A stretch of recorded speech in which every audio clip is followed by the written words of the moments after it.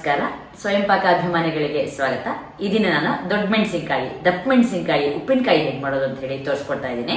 ಬೇಕಾಗುವ ಪದಾರ್ಥಗಳು: ದಪ್ಪ ಮೆಣಸಿನಕಾಯಿ 1, ಸಾಸಿವೆ 1.5 ಟೀ ಸ್ಪೂನು, ಒಗ್ಗರಣೆಗೆ ಅರ್ಧ ಟೀ ಸ್ಪೂನು, ಉಳಿದಿದ್ದನ್ನ ಪುಡಿ ಮಾಡಿ ಹಾಕ್ಲಿಕ್ಕೆ ಅರಿಶಿನ ಹತ್ರ 1/4 ಟೀ ಸ್ಪೂನು, ನಿಂಬೆಹಣ್ಣು 1, ರಸ ನೋಡಿ ಹಾಕೊಳ್ಳೋಣ. ಹಸಿಮೆಣಸಿನಕಾಯಿ 6, ನಿಮ್ಮ ಖಾರದ ಅಪೇಕ್ಷೆ ಮೇಲೆ ಸ್ವಲ್ಪ ಹೆಚ್ಚು ಕಡಿಮೆ ಮಾಡ್ಕೋಬಹುದು. ಉಪ್ಪು ರುಚಿಗೆ ತಕ್ಕಷ್ಟು, ನಾನಿಲ್ಲಿ 1.5 ಟೀ ಸ್ಪೂನ್ ಇಟ್ಕೊಂಡಿದ್ದೀನಿ. ಇಂಗು ಸ್ವಲ್ಪ, ಇಂಗಿನ ತೀಕ್ಷ್ಣತೆ ನೋಡಿ ಹಾಕೊಳ್ಳೋಣ. 12 ಕಾಳು ಮೆಣಸಿನಕಾಳು, ಎಣ್ಣೆ 1.5 ಟೀ ಸ್ಪೂನು, ಮೆಂತ್ಯದ ಪುಡಿ 1/4 ಟೀ ಸ್ಪೂನು. ನಾನು ಮೆಂತ್ಯ ಕಾಳನ್ನ ಹುರಿದು ಬಿಟ್ಟು ಪುಡಿ ಮಾಡಿ ಇಟ್ಕೊಂಡಿದ್ದೀನಿ. ಮೆಣಸಿನಕಾಯಿನ ಈ ತರ ತೆಳ್ಳಗೆ ಕಟ್ ಮಾಡ್ಕೊಳ್ಳೋಣ.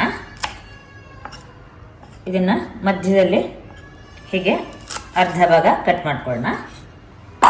ಬಟ್ಲಿಗೆ ತೆಕ್ಕೊಳ್ಳೋಣ. ಈ ದಪ್ಪ ಮೆಣಸಿನಕಾಯಿ ಕೂಡ ಹಚ್ಕೊಳ್ಳೋಣ. ಒಂದೊಂದು ಈ ಗಾತ್ರದಲ್ಲಿ ಇದ್ರೆ ಸಾಕು.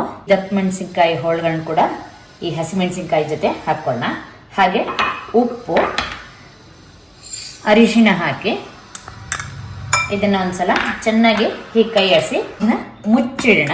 ಸ್ವಲ್ಪ ನೀರು ಹೊಡ್ಕೊಳ್ಳಿ. ಅದು ಟಣ್ಣಿನಲ್ಲಿ ಸಾಸಿವೆನ ಕುಟ್ಕೊಳ್ಳೋಣ. ನಾನು 1 ಟೀ ಸ್ಪೂನ್ ಅಷ್ಟು ಹಾಕಿದ್ದೀನಿ, ಅರ್ಧ ಟೀ ಸ್ಪೂನ್ ಹಾಗೆ ಉಳಿಸ್ಕೊಂಡಿದ್ದೀನಿ. ಹಾಗೆ ಮೆಣಸನ್ನು ಹಾಕಿ ಸಣ್ಣದಾಗಿದ್ನ ಕುಟ್ಕೊಳ್ಳೋಣ. ಈಗ ನಾನು ಈ ಕ್ಯಾಪ್ಸಿಕಮ್ನ ನೆನೆ ಇಟ್ಟು 3/4 ಗಂಟೆ ಆಗಿದೆ. ನೀರು ಕೂಡ ನೋಡಿ ಒಡ್ಕೊಂಡಿದೆ.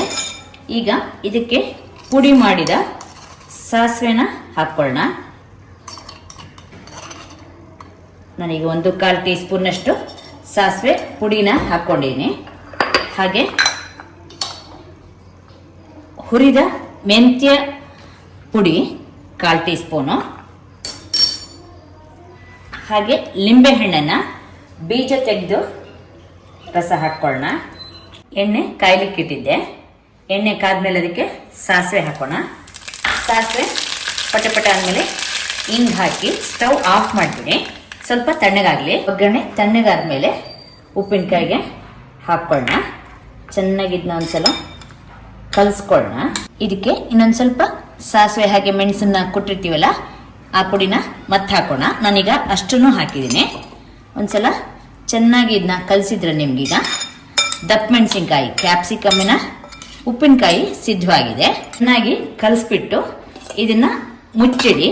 ಅರ್ಧ ಗಂಟೆ ಬಿಟ್ಟು ಇದನ್ನ ತಿನ್ಬೋದು. ಚೆನ್ನಾಗಿರುತ್ತೆ. ಅಂದ್ರೆ ಉಪ್ಪು ಹುಳಿ ಖಾರ ಎಲ್ಲ ಹೀರ್ಕೊಂಡು ಚೆನ್ನಾಗಿರುತ್ತೆ.